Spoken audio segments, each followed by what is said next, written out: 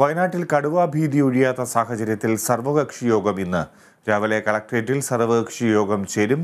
വനംവകുപ്പ് മന്ത്രി A.K. ശശീന്ദ്രന്റെ നേതൃത്വത്തിലാണ് യോഗം. വിശദാംശങ്ങളുമായി അനൂപ് വർഗീസ് ചേരുന്നു. അനൂപ്, കടുവ വലിയ ഭീതി വിതയ്ക്കുകയാണ് വയനാട്ടിൽ. പ്രത്യേകിച്ച് ഈ സർവകക്ഷി യോഗത്തിൽ എന്തൊക്കെ കാര്യങ്ങൾ ഉയർന്നു വരും? സിജി, വയനാട്ടിൽ മാനന്തവാടി പുതുശ്ശേരിയിൽ കർഷകനെ കൃഷിയിടത്തിൽ വെച്ച് കടുവ ആക്രമിച്ച് കൊലപ്പെടുത്തിയ സംഭവം വലിയ രീതിയിലുള്ള പ്രതിഷേധങ്ങൾക്കിടയാക്കിയിരുന്നു.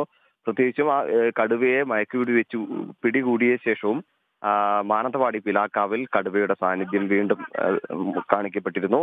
ഒരു കടുവ പശുക്കിടാവിനെ കടിച്ചു കൊല്ലുന്ന ഒരു സാഹചര്യം ഉണ്ടായിരുന്നു. കുറച്ചു കാലങ്ങളായി വയനാട്ടിൽ കടുവ ഇറങ്ങി വന-ഗ്രാമ വ്യത്യാസമില്ലാതെ കടുവ ഇറങ്ങുന്ന ഒരു സ്ഥിതിവിശേഷം തന്നെയാണ് വയനാട്ടിലുള്ളത്. ഈ സാഹചര്യത്തിലാണ് ഇന്ന് വനം വകുപ്പ് മന്ത്രിയുടെ നേതൃത്വത്തിൽ സർവകക്ഷി യോഗം ചേരുന്നത്.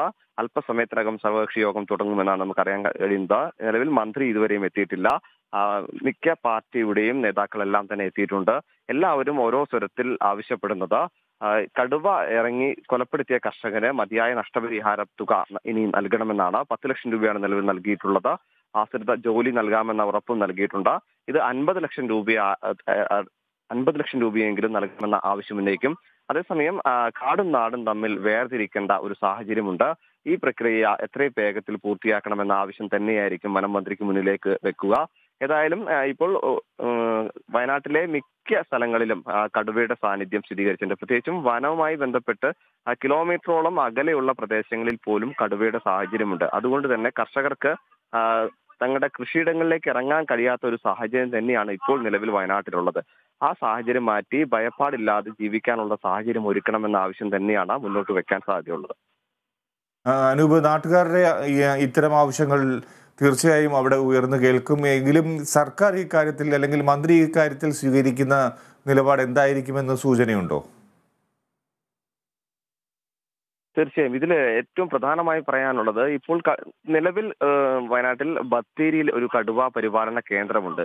വയനാട്ടിലെ അക്രമകാരികളായ കടുവകളെ പിടികൂടി അടയ്ക്കുന്ന ഒരു കടുവ പരിപാലന കേന്ദ്രം ബത്തേരിയിലുണ്ട്. ഇവിടെ 4ഓളം കടുവകൾ മാത്രം ഉള്ള വ്യവസ്ഥ മാത്രമാണ് ഒരുക്കിയിരിക്കുന്നത്. ഇവിടെയാണ് കഴിഞ്ഞ ദിവസം പിടികൂടിയ കടുവയെ കൂടെ. ഇതോടുകൂടി 5 കടുവകളായി ഈ പരിപാലന കേന്ദ്രത്തിൽ.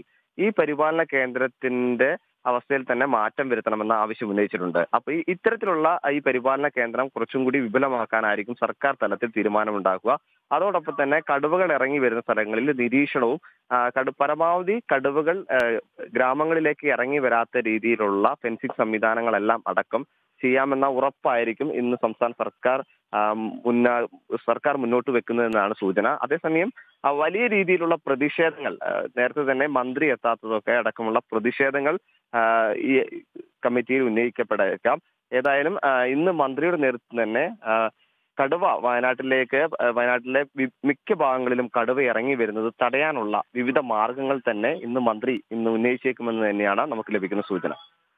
ശരി, അനൂപ് വർഗീസ് റിപ്പോർട്ട് ചെയ്യുന്നു.